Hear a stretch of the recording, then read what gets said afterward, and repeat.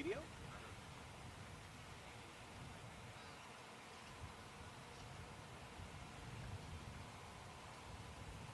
That static shot came up early, Chris. The launch pad. Oh, there's a shot on that? Yeah, so, Master Chief.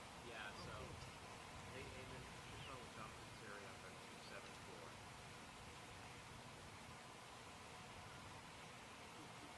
So they said they're gonna push it to the box. So we need to, I told the desk we need another path up the SND to put that shot up. You know, we will get to 274. time out. Only two? I think so, because like I said, you have that, we'll double check it anyway. It's a matter of changing the driver out to DNC cable. We'll have to do that. Level check, please, Jonathan. This is Jonathan Siri with an audio level check. NASA engineers have repaired hydraulics. 321, 321. Let her rip, buddy. NASA engineers have repaired a hydraulics issue at a launch 321. NASA engineers have repaired a hydraulics issue at the launch pad to allow for a Friday evening launch attempt for Crew-10. The mission will send 4 new crew members to the International Space Station to allow 4 current crew members to return to Earth, including NASA astronauts Butch Wilmore and Sonny Williams, who've been working on the ISS since June after their Boeing Starliner spacecraft developed intermittent thruster problems during its first piloted flight test.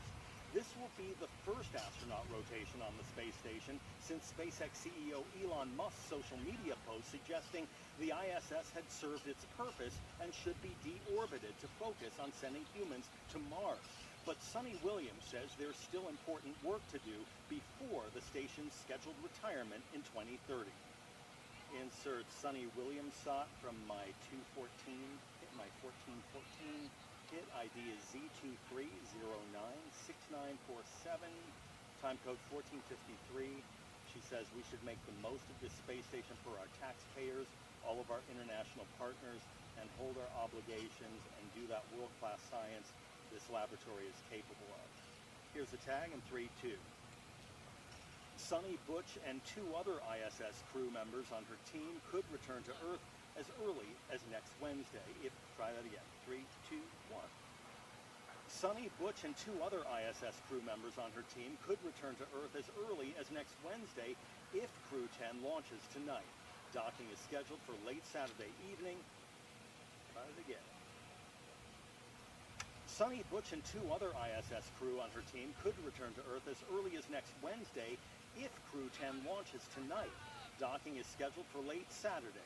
At Kennedy Space Center in Florida, Jonathan Siri, Fox News.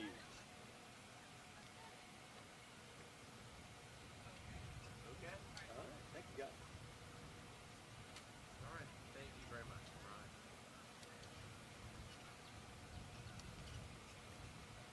Okay, so they did give us another path, or we can swap out the shot. Your Wait, they're pushing it to this box or Yeah. to the other? Oh, then it's probably there. Because all of these, like all the, how can I say it? Whoever plugs into that box is doing 2 fibers, like sets of 2 fibers. That's why we have 2 different people. So with them, with national or not, they know basically the people. There's no like up with the other one, kind of 3, 4, 5. They basically have 2 choices. So let's see if they push it, like if they put it on top of that. Right. Right down,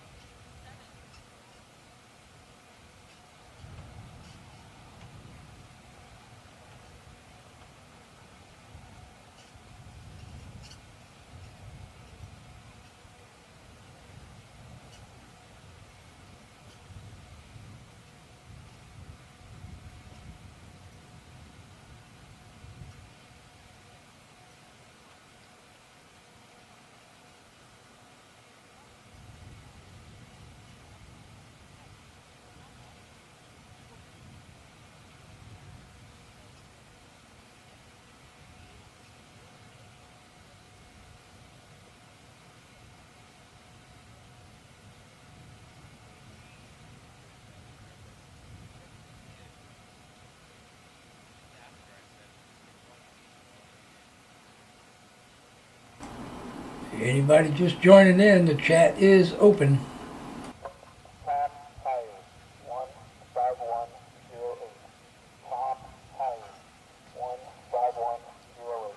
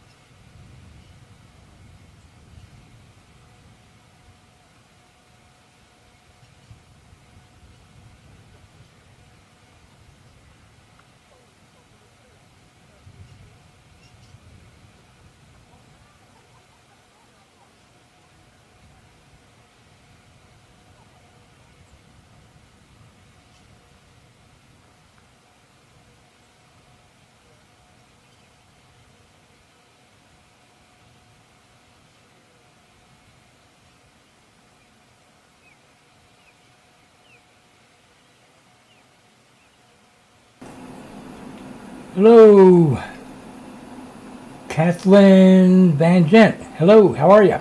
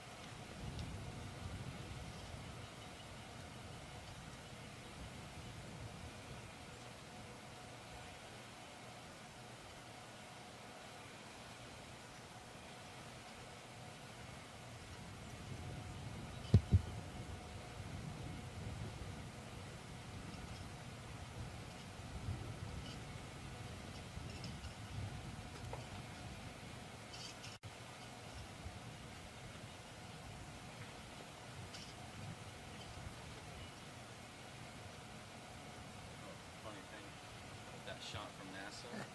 Perhaps you had mentioned that. They lowered the shot a little bit so they could fit a banner. See, they must have been listening to it. They did.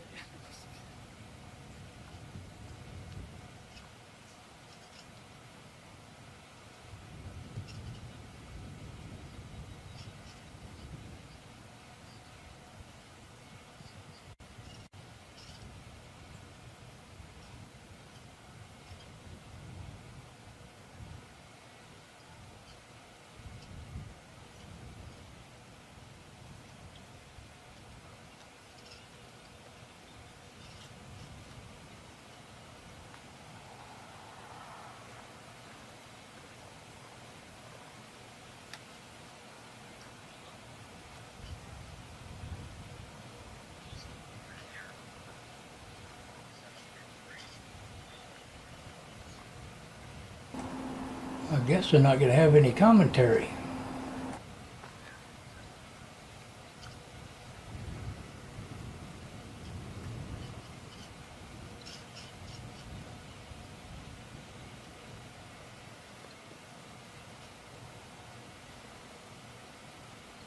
Where did that big tortoise get off to? The one who was walking around yesterday? Yeah. I wonder where he is. I want to get a video from him.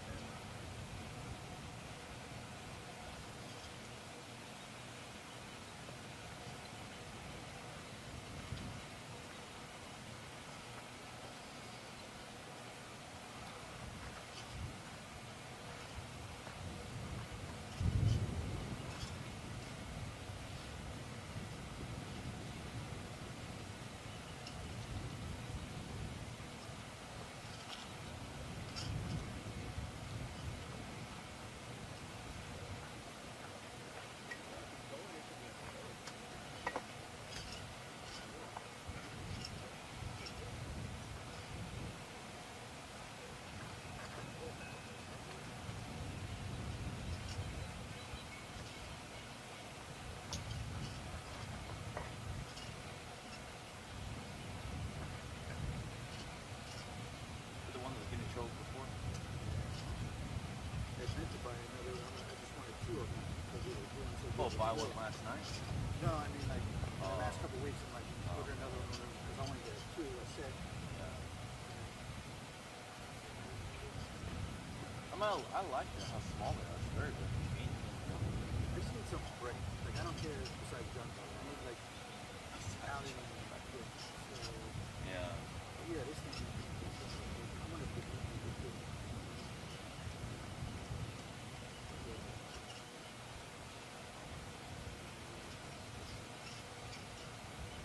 Yeah, see, this is not anymore.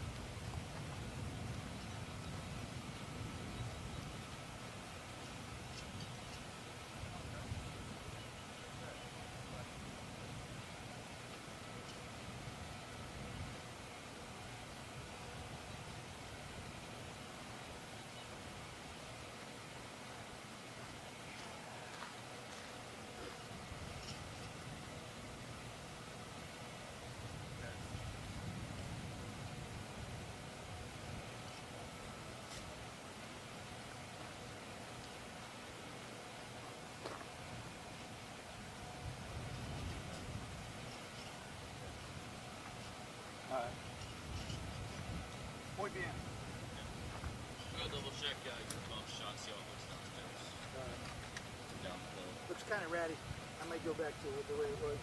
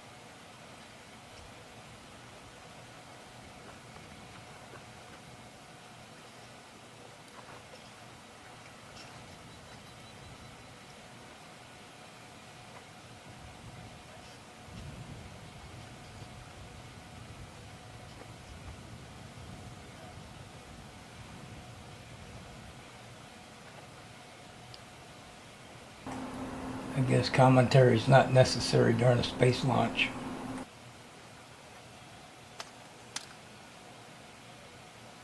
Continuing on with this International Space Station program, continuous presence up there now for 25 years, getting ready to launch our first astronauts to the moon next year. So it is a great time where we have the opportunity to ride on many different vehicles.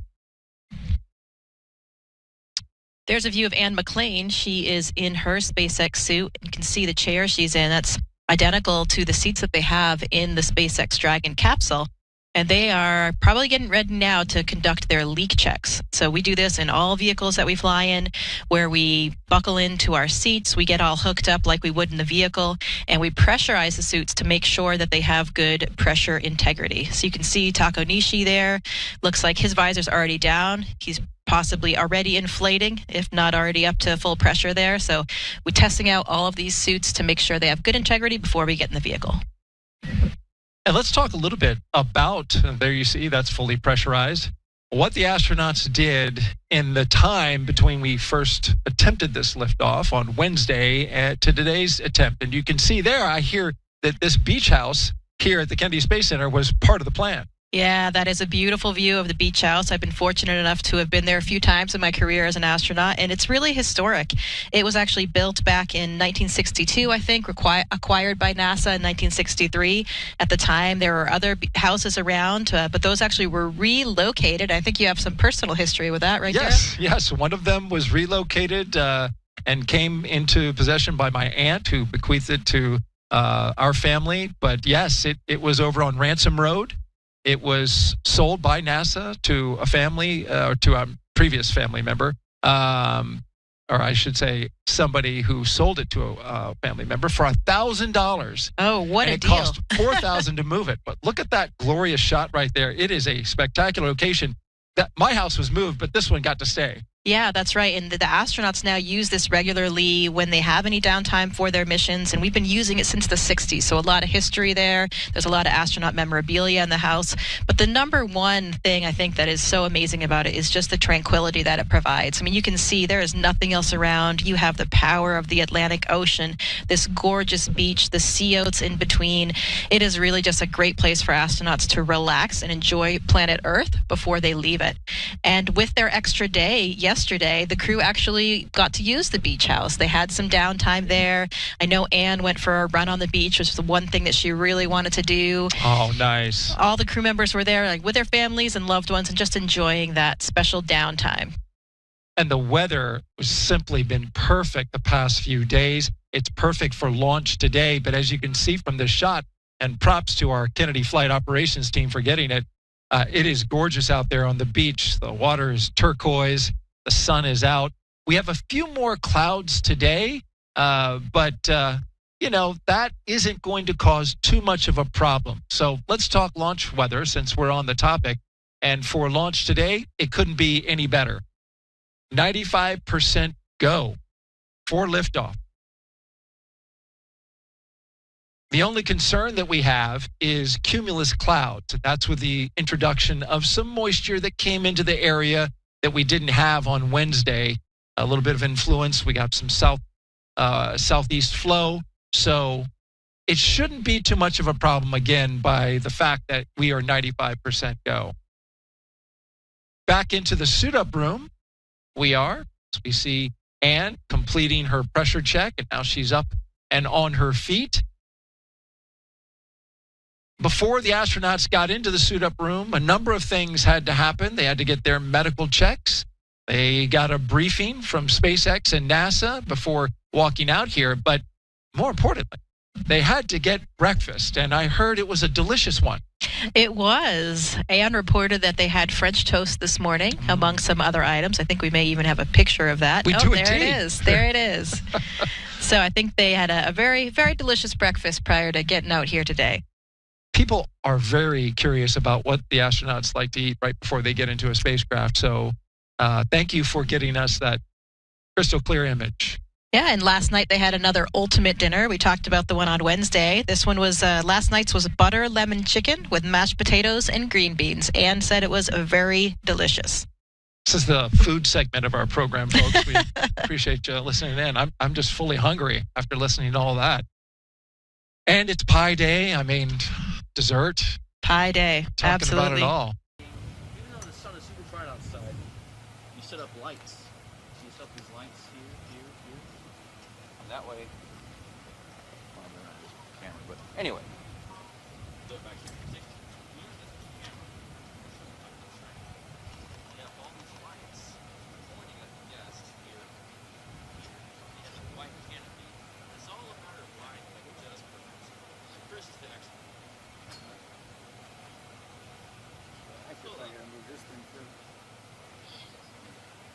But it's good. They're good people here, you know. We're all like family. Pull it up.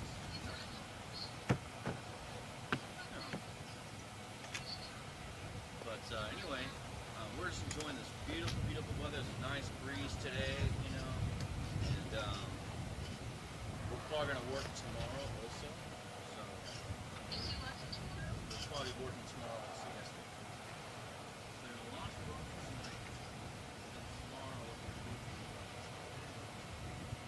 Basically, it'll be news because if the rocket launch was successful, tomorrow it'll be news to say, hey, yesterday, right here at this spot, the rocket launched and everything, the rocket launched, and everything went smooth. It was like a good, you know, backdrop for the news, you know what I mean?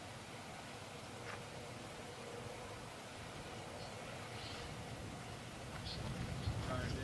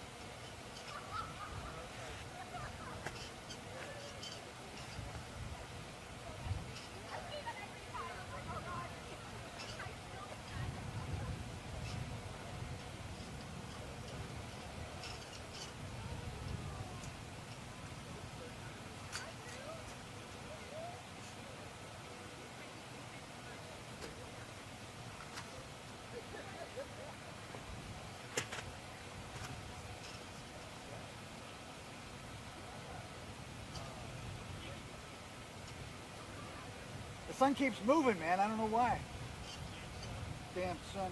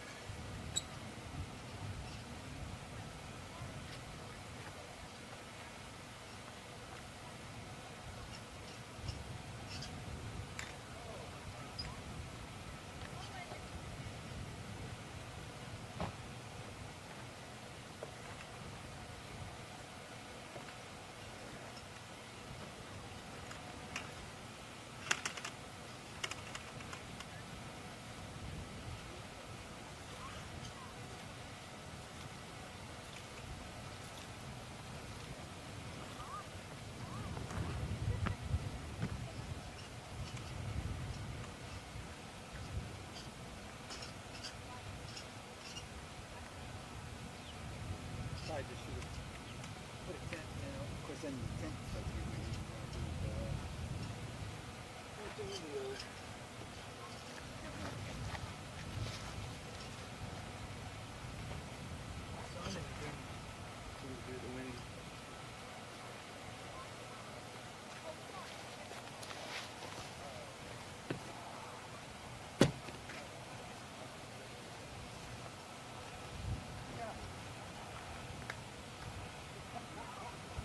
All the crew have numbers like a basketball team. 36, 47. That's an idea. They would put that in. That's a nice shot. That's beautiful.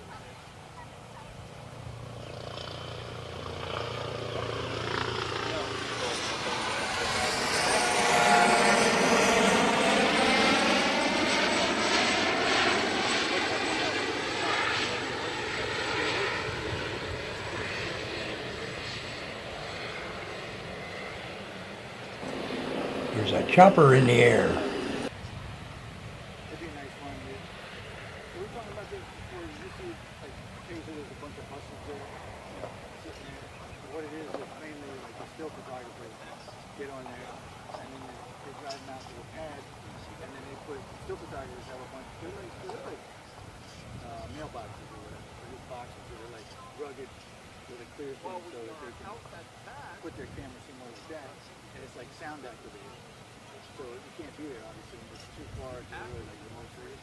So once that camera has a device, once it starts hearing or feeling sound, then it just starts taking pictures non-stop. And that's how those guys will be out there. And then occasionally they'll let us out there for like a 5 shot at the same time, not very often. This pad is, yeah, ask Mike about that sometime. So these pads are built up, right? It's like on a little hill. And then so,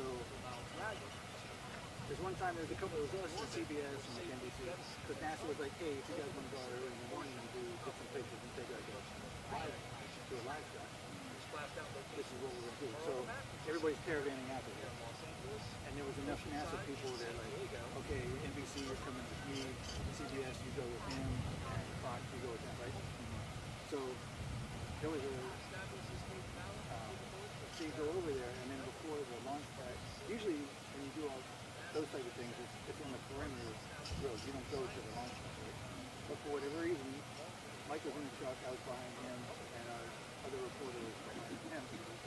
We get to the gate, and like NBC went one way to this, and the guy at the gate just like waves us through.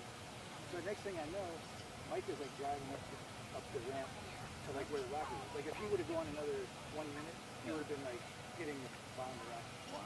So he eventually we pulled over and we were like, are we supposed to use? So we checked and there was one of the earlier SpaceX man, and there was another Discovery camera that had like the all access. They had a deal with SpaceX. Oh, and they thought y'all They thought we were Discovery kids. So they're like, yeah. So dude, we're like right beside the thing. I wouldn't have called them. I would say, hey, they got we should have we're here, you know. Yeah, man. This footage, you know. That's a good one too. I'm careful what I say with that. That's a good shot. Beautiful. Must be a drone. Or is there a chopper over there? It's either that, they have a camera up on the top of this building too. But see, but the camera's moving. See that? The camera's actually moving around it. So it must be a drone. They do have a drone. Could be aircraft. Way up high. These guys are so good that I've seen during launch where they have like a drone fairly close. I mean, if the shot is unbelievable.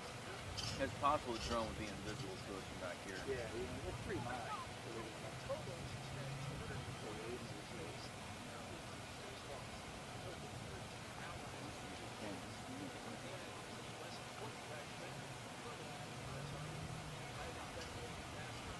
There you go. Master Army. Master Army.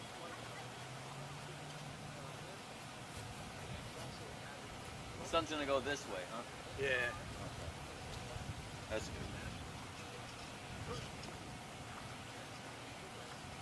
That's really nifty that that app you have. Not only does it show you where the sun, it'll show you its path. You know, which is cool. You can put this little line out in there.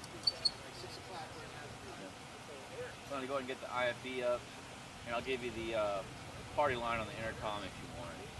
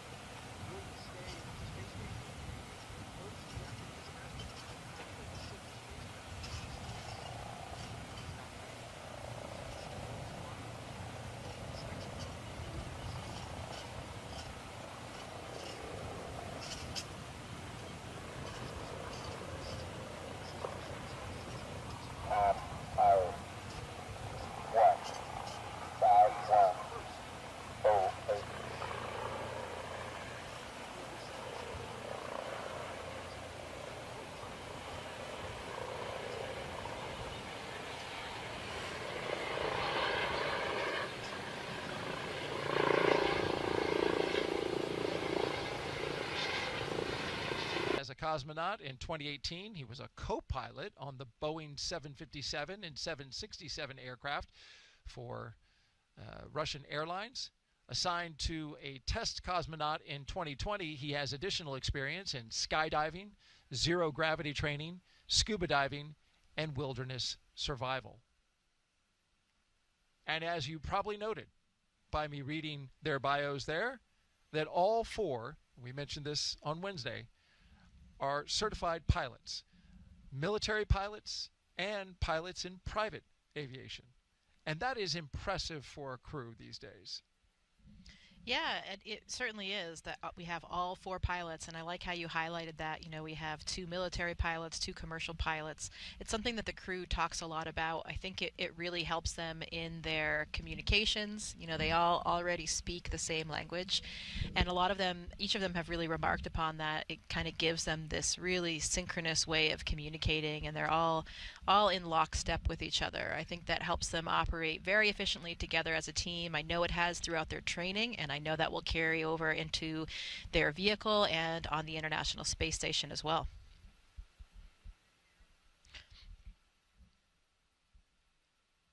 Gives them even more of a kind of shared language, you know, to relate to each other.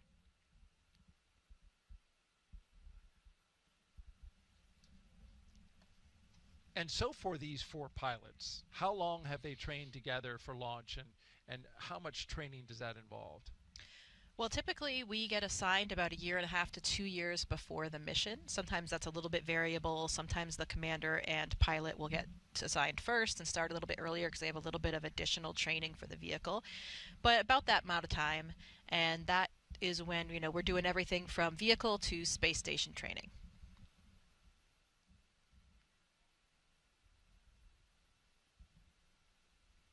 And Anne McLean was talking the other day about being a pilot and how pilots like to go over the entire aircraft before they fly, tip to tail, walk around it, take a look at it, inspect it, kick the tires, pull open the compartments, review the log, go over maintenance.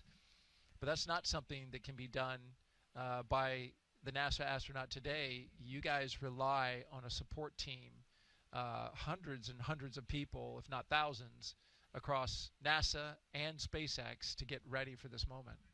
Yeah, that's a huge part of the process, and it's something that we become accustomed to, where we get to know these teams on a personal level. We know the people, we get to know the hardware, and through this very intensive training regime that we have, we develop a lot of trust in both the hardware and the people, all the ground teams that are keeping us safe.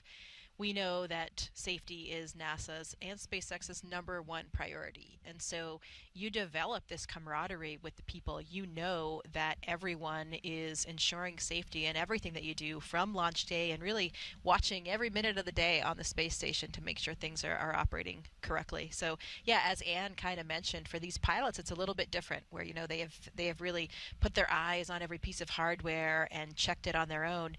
Now they're using that trust that they have. But thankfully, to the way that we operate, the incredible relationship that we have with the SpaceX team, we have that level of trust and integrity between both partners, and we know that they will be watching all those factors. And that's a good thing, because as an astronaut, we have so many different things. We really have to compartmentalize our brains. We're switching back and forth between a spacewalk training and then doing a spacewalk, capturing a vehicle using the robotic arm, fixing the toilet on the space station, and then doing an experiment. So we're doing so many different things all the time. There's no way that we can be experts really at any one. And so you become this kind of dabbler, a dilettante on all of them. And what you do is rely on all the people on the ground to help you through that process and make sure that everything goes as smoothly as possible. And we appreciate all of those people who have really spent a lot of time, long hours, weekends, nights, working to prepare this mission for launch.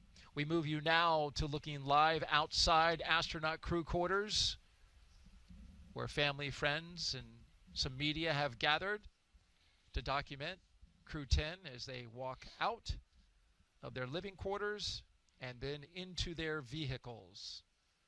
3 Teslas all lined up with that license plate. Yeah, I really like this tradition where the SpaceX crews actually change the license plates for every mission. And so it adds a little bit of levity, a little bit of something original to each one. You can see this one, the lift off with the 10 in the middle, lift 10 off. So that's a very appropriate message for what we're here for today. And I think we have some history about what all the other license plates are here too, don't we, Daryl? We do indeed. As you can see here, what's in a name? These are all of the previous crew missions that flew on SpaceX and the license plates that they chose for their vehicles. And as you can see, many of them worked in the number into the phrase, which is quite clever. But you had Demo 2 with ISS Bound, Crew 1, later Earth, Crew 2. Each vehicle had one, and it was reuse, reduce, and recycle for the 3 vehicles. Crew 3, I like Crew 3. Send it with the 3 and the E. Go for launch was Crew 4. Blast off with the number 5 for Crew 5. Crew Dragon for Crew 6. You and I did this launch. Bye. Yeah. That's one of my personal favorites. You had actually corrected me during the show. I didn't say it long enough, but you did it just there, so I appreciate that. Crew 8, yay space. Crew 9, ready for it. And of course, Crew 10, liftoff. I enjoyed that. Which one's your favorite? I would say I'm partial to Crew 2 because I was the astronaut support person for that one, and also I'm quite an environmentalist at heart, so the reduce, reuse, recycle was one of my favorites. But then the bye. Oh, yeah. Okay. Well, let us know what you folks think, what your favorite license plate is. And remember, you can also ask Jessica questions. Hashtag AskNASA. Send it in to our platforms on Twitch, Facebook, YouTube, and X. And as a matter of fact, we have a question for you right now. So let's take it. Pablo Moisem asks, each astronaut must have a personal routine before a launch. Do scrubs make them rethink it, make little adjustments, order a different meal, alter the playlist, or do they faithfully stick to their pre-launch routine? Kind of a nod to I think of athletes and baseball players who have a very specific routine because many of them are, worried about things like that. You want to have the lucky charm, so to speak.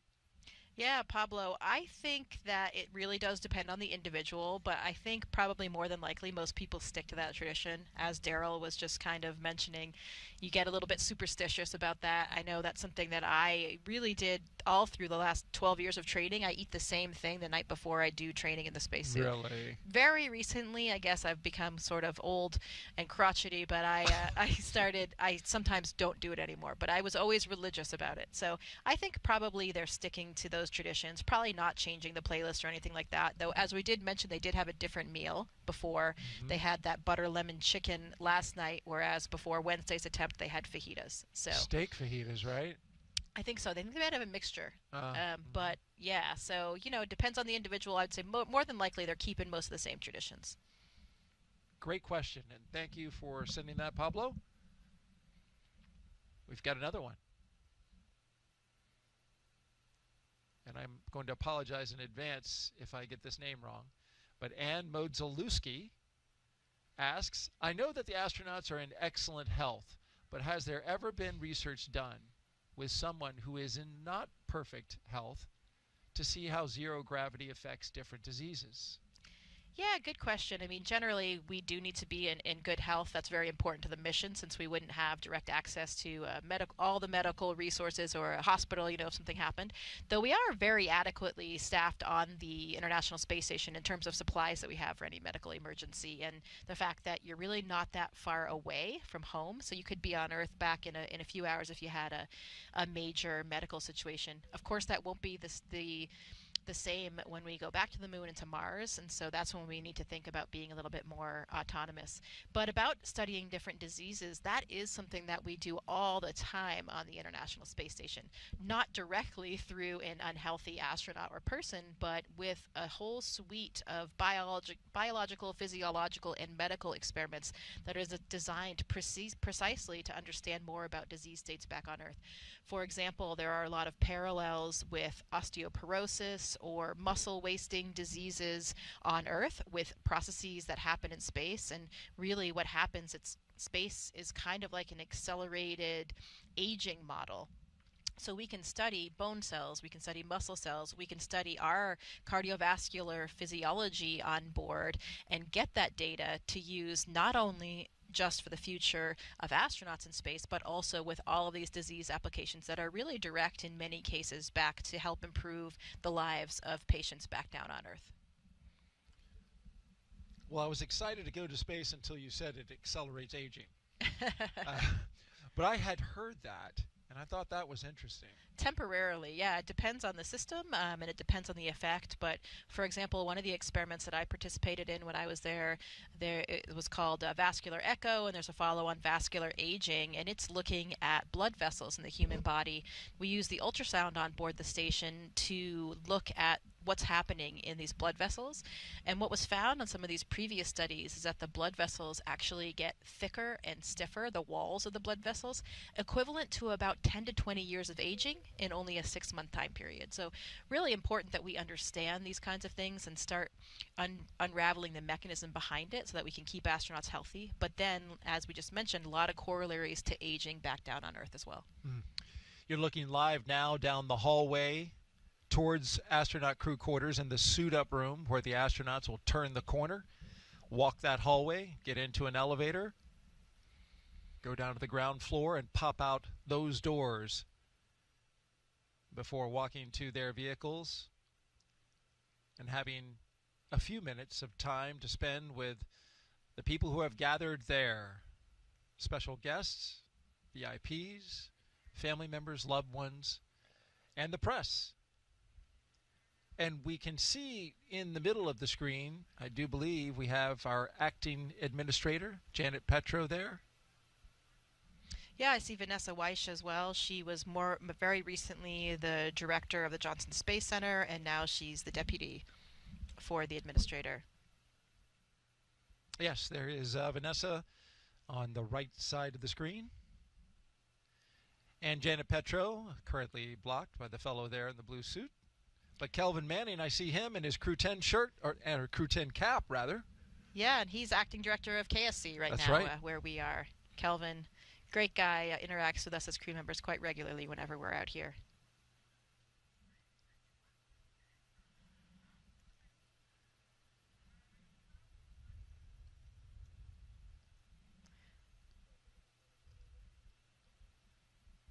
I think we saw Casey Swales there as well. She's a NASA Deputy Associate Administrator.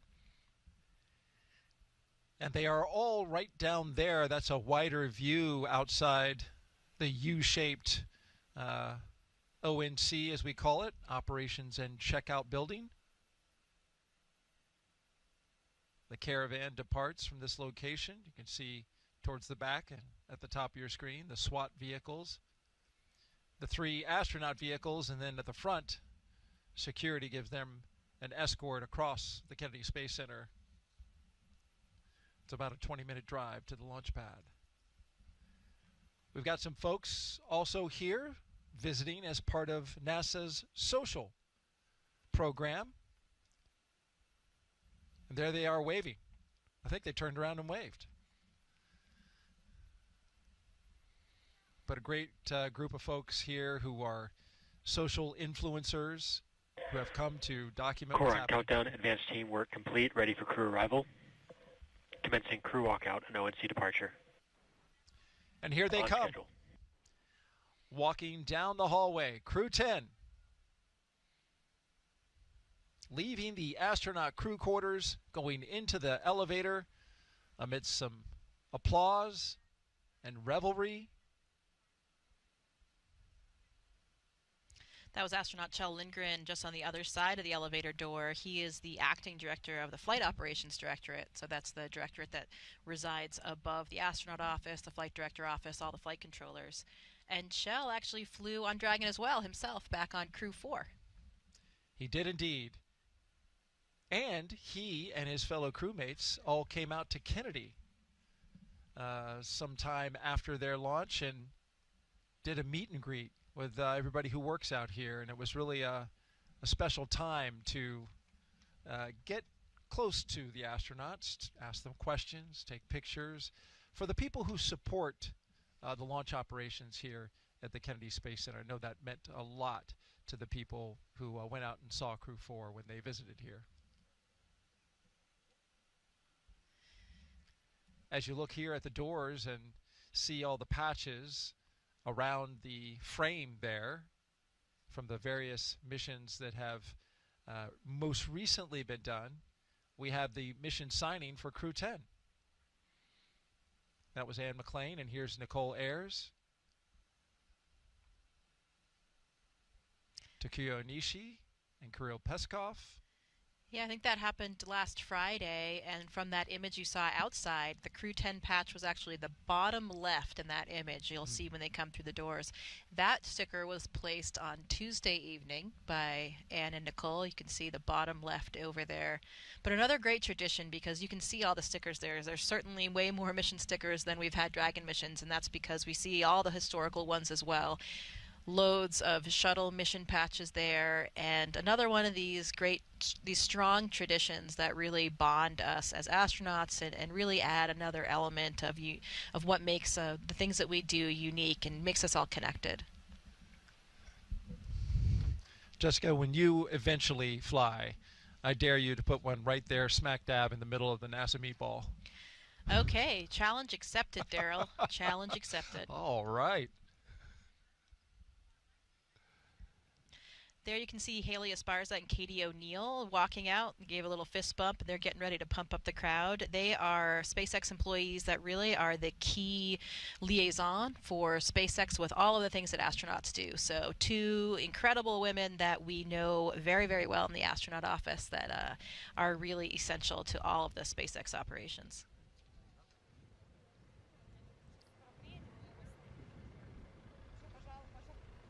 And we are getting close, less than 90 seconds before walkout. Officially happens at T-minus 3 hours and 20 minutes. So among the crowd, we mentioned some of the VIPs earlier, and then we have a few loved ones there as well to see the crew off. So that last moment to wave to your spouse, to your kids, to whomever you have there supporting with you. And another special moment right before you get into those vehicles and make your way to the launch pad. And here they come. Crew-10 taking their first steps outside as they prepare for their journey to the International Space Station. From left to right, Kirill Peskov, Nicole Ayers, Anne McLean, and Takuya Onishi.